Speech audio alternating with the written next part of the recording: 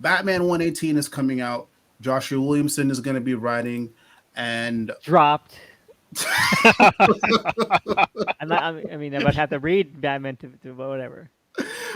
so that's dropping because it's Joshua Williamson writing, and Jorge Molinam is going to be doing the art. I'm gonna be honest. I'm hype is very low. I know this is surprising because I've been on this podcast praising Joshua Williamson, but hype is very low, and a lot of that has to do with just my experience with the Batman books since I jumped on 2016. It was King. I enjoyed King's run up into 50. Then that just went into some weird directions, and then I got back on with Tynan, and then Tynan just happened to be super underwhelming. And it's kind of like that same pattern of I get hype, I jump into this run, it starts off well, and then there's just some fuck shit that happens, whether it's editorial or just some weird creative decisions, and I end up dropping the book. I love Williamson, but I'm burnt out on just that roller coaster with Batman. But it looks great though. Like the art looks great. The preview pages that we got, they look amazing. But it's the same thing that happened when I hopped on again with Tynan. And if it's good, then I'll read it in trade. But if it's bad, then at least I didn't spend any money on it. But I know Elvis, you're not really big on the Batman stuff. I don't know about you, comrade. Um, I AJ, don't. I don't keep up like I keep up through Twitter. It's just it's too much. There's too Yeah. much Batman stuff. I can't keep up anymore. Yeah. I greatly enjoyed. I haven't read all of it, but I enjoyed Williamson on the Flash. Oh my God, Conrad, it's over. Uh-oh. I gotta Oh. follow you now. I Oh. think that's one of the all-time worst Flash runs. Yeah, that's I thought it was fine, and also he wrote the all-time classic Voodoo for New 52. That That was like That 8 was good. issues or something like that. Yeah. I think. Yeah, no, but he's fine. But I can't keep up with Batman. I'll be honest. Again, I don't hate Williamson, but like as much as I joke around about it, but I do dislike that Flash run like so much. um, but yeah, Firefly. Well, but what about you, AJ? Any thoughts on Batman 118? Um, you know, I'll check it out. I guess I just picked the wrong time to jump back on with Batman. I should have waited until Tynan was out the door and started fresh with Williamson. Because this week, it just reminded me of, hey, it's more of the same stuff I haven't been liking for the past year and some change. The preview pages look, art's competent, so it looks good.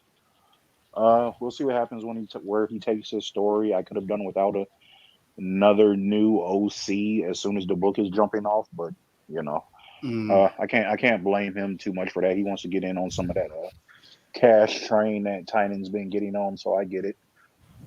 I just think Williamson is honestly going to stretch himself too thin. He's doing so many books at DC right now. I don't know how he's going to fit it all in, and something somewhere has to suffer eventually. I talk about this a bit with George Anon. Elvis, our old comrade. Yeah. We talk about the Curse of Batman. Mhm.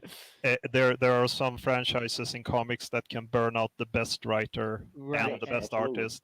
There's the X-Men, Yep. there's Yeah. Batman, and there's Spider-Man. And like, if you accept any of those titles, Ooh. just be ready. Like, you may drive yourself to an early grave, basically. So we'll see. I remember you and him talking about this a while back. I'm not quite sure which one of you said it, but one of you brought up this point where like Batman's one of those titles where if you're like a rising star in comics and everyone's kind of following you, you might just be like in like the big two or these make a breakthrough for like a year or so, and then you're suddenly given one of the biggest books of all fucking time, and it's a Yeah. recipe for failure. Yeah, I think that was Judge who said that. But yeah, it's such a Damocles sword over your head. You have this fandom that's so aggressive and like always looking out for exactly every little thing you're gonna do. And yeah, I'm just thinking back to Nick Spencer's recently concluded Spider-Man stuff. Spencer was like pretty much a darling with everybody when he was just doing these little titles. On the side, he was doing like Ant-Man and stuff like that. That people read it and they enjoy it if they like it. But then he did Spider-Man, and suddenly everybody was like after his head, basically. I don't know. It was the Captain America stuff that really set the flame up because he had so much like again, I'm not going to defend most of the writing in that because I think Secret Empire was just bad in general, but he again, it's one of those things where like he wanted to have like this really big like philosophical like book, and he did not know how to write that anyway interestingly or deftly. It also felt like it went on forever, that run. Yeah, I know it wasn't that long, but it felt like it just lasted forever. It did. It really did. Yeah, it's a shame. Yeah, no, I totally agree. And I mentioned it with AJ in one of like our hiatus episodes, where Batman is a title where editorial will not let you just do what you want. They will for a little bit. They'll give you a little bit of leeway. But then once the fans start complaining, and especially if the numbers start to dip, then editorial will come in and it's just going to be a war. And we've seen that story twice now. It's happened with King. And then now Tynan is starting to be more vocal about it. If you go to a Substack, apparently like a month or two ago, he started dishing out details about what exactly happened. Like supposedly he wanted to kill the Joker at the end of Joker War, but editorial said no. And then there's a bunch of other story directions he wanted to take, and editorial was just like no. So which is why the run has been fucking mid for like a year, no, almost 2 years now. So yeah, and also too, I do agree with what you said about X-Men. We're seeing it now with Jonathan Hickman. Like everything that happened there, this was supposed to be the brand new It thing. The brand new It thing died quickly. Inferno is a mess. It's and I think honestly, I think Hickman isn't like the best at writing endings to begin with. No, like I don't think he's ever been a good finisher for his stuff. You know, it always feels like, oh, there's so much setup and there's all these storylines and there's all this texture and stuff, and then like, oh, it's over.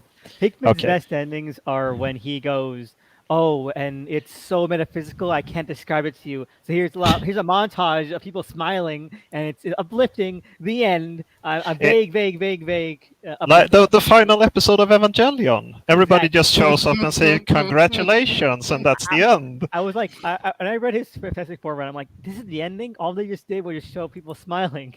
Like, okay. Whatever. That's his best ending. But I think also what you said earlier is that editorial has probably messed with him on X-Men. I mean, it feels like he hasn't been allowed to do what he wanted to do there. I don't know, but no, I don't even think it's messed up. I think it's actually maybe it might be because it's like it's very easy to have a vision when it's you and maybe 4 writers, and you're just like, okay, hey, here was the outline for the next year. That's great. You guys can make sure things are intermingling, and I did see that in the beginning of the X-Men line when it happened with him. Like things were intermingling, things were gelling together. It's like, okay, this is fun. The moment they added all the rest of these other books, it was a shit show from there. It's like, dude, we'll probably talk more about this in our Inferno episode, but I don't blame him for leaving. I know he's trying to make it seem like he's this was a mutual decision or whatever. Man, dude said fuck all that. Come on. See it, come on. And that's also something that's happened before on the X-Men franchise, like Matt Fraction when he was doing X-Men. That run is a mess, like a total mess. You can tell that he wasn't allowed to do anything he wanted to do, and then he just left like in the middle of it. There's no end. There's no like proper ending story to it. He's just like, like I'm gonna do indies instead. So yeah, I think it's the curse. It's the curse. Yeah, It's the curse. Definitely.